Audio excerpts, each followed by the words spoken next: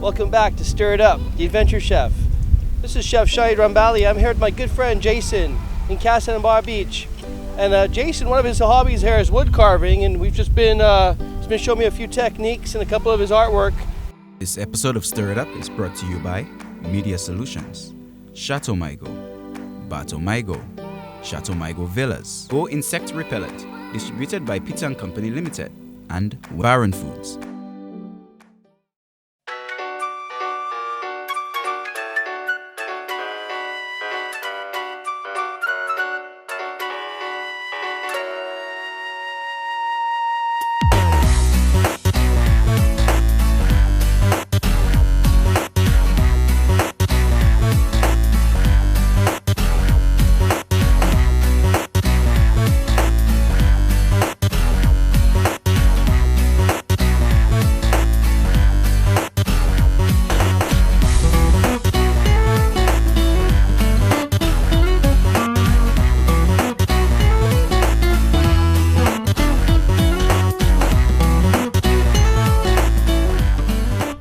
Jason, I want you to tell me a little bit about who you are and a little bit about the place that we're at. Yes, my name is Jason. You know, that's why I come to make my little hustle on the beach out here. Yeah. Let me ask you, that kind of wood that you're using for that carving, is that local wood or is that driftwood? No, this is local wood. This is white cedar. You know, this is white cedar. We do the beautiful carving. You know, do the beautiful carving for the tourists. Them. You know what I mean? It's particular for anybody that purchases one also to, you know, feel like, you know. Tell me a little bit more about the beach. I see the beach so active. Boy, they have horseback riding going on. I saw the kite surfers out earlier, a little bit of sailboats and kayaks. Yeah, that's the place. I just saw a guy doing some snorkeling over there by the reef. How did you guys start to, I remember this environment was challenging because of that sargassum seaweed problem. How do you guys tackle that? Yeah, so right now, well, the seaweed will give us a little chance at the moment, you know what I mean? But, you know, every 3 months, every 2 weeks, 3 weeks, you know, the seaweed always pop out also too, you know? So that's the best place to do the horseback riding. That's the place to do snorkeling and stuff out here also too. It's a nice adventure place where the tourists them come and enjoy the place, and nice environment for the people them. You know, everybody that come, they always love the place, you know.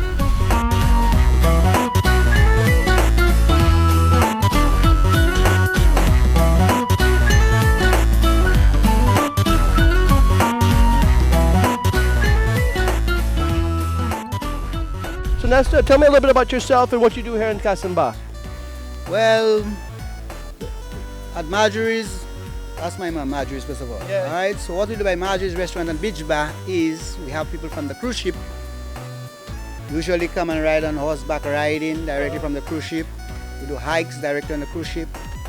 And we have the buggy stop also, you know, for the souvenirs. One thing I noticed, the beach is looking very nice and the whole area looking extremely nice with the sarcasm and all the challenges you guys have faced with all the sand and everything moving around and weather conditions. What have you guys done to protect that and to make that look so nice? What's your secret there? What's been happening? Well, with the seaweed, we have to pay people, pay tractors, pay a lot of different people to clean the beach and to maintain it, to make sure like the beach is very clean for when the visitors and the locals come alike, come together. I mean, they come to visit the place. It's very clean. So The place is looking real nice, you know, real nice. I don't see one piece of trash on the ground here. But yeah, it's a very nice atmosphere. Well, Nesta, I know today's a cruise ship day and you're always very busy, but it's a pleasure to have you on the show there. yeah, thank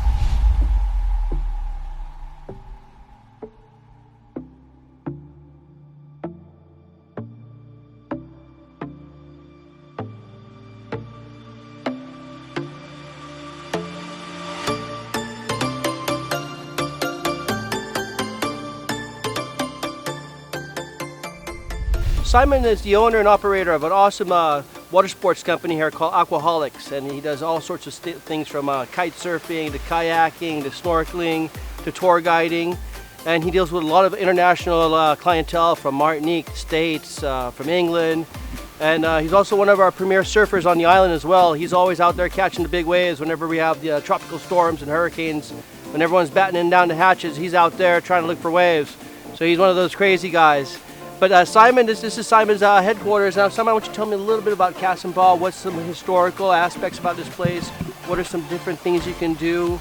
And, you know, I've been coming here year after year. I've never seen a beach looking so good, so clean. You know, it just looks like, you know, something picturesque right out of pretty much out of the Caribbean. Yeah. Actually, this has become over the years a mecca for kite surfing, pretty much. You know, we have different conditions than the typical tourist side. You know, it's onshore wind, you know, different vegetation, not so much construction around. You know, it's pretty rustic.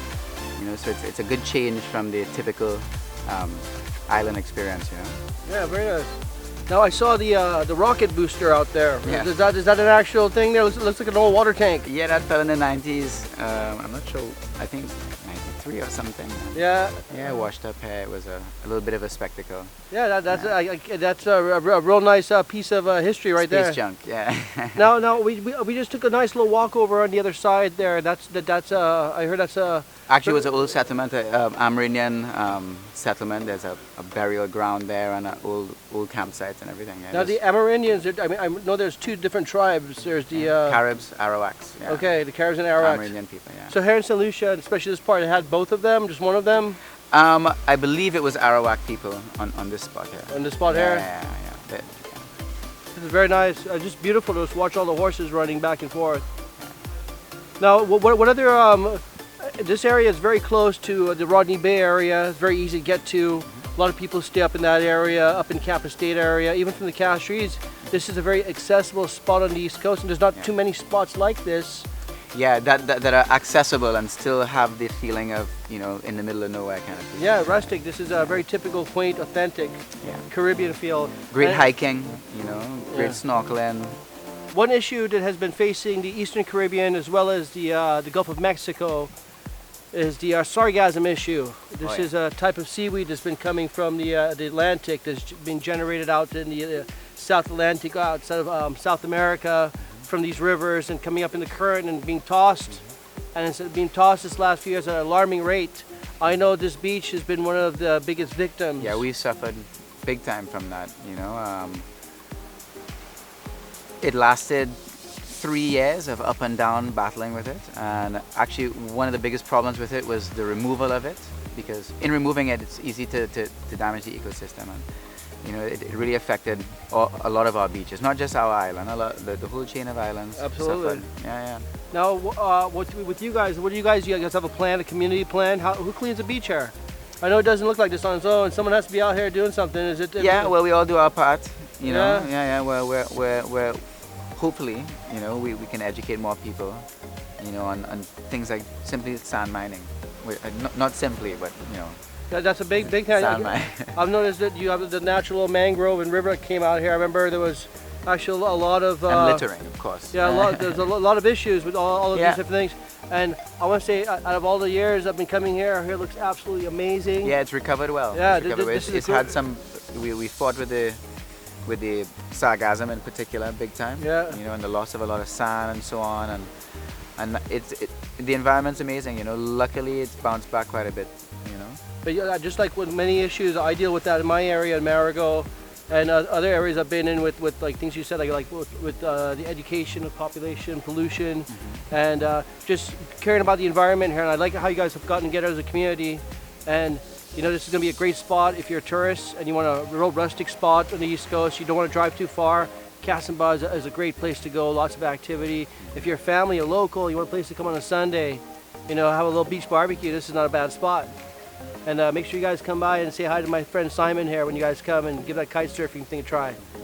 Anyway, we're going to go and he's going to give me a little help. We're going to make some fajitas. And we're going to make some fajitas St. Lucian style. So we'll see you at the grill.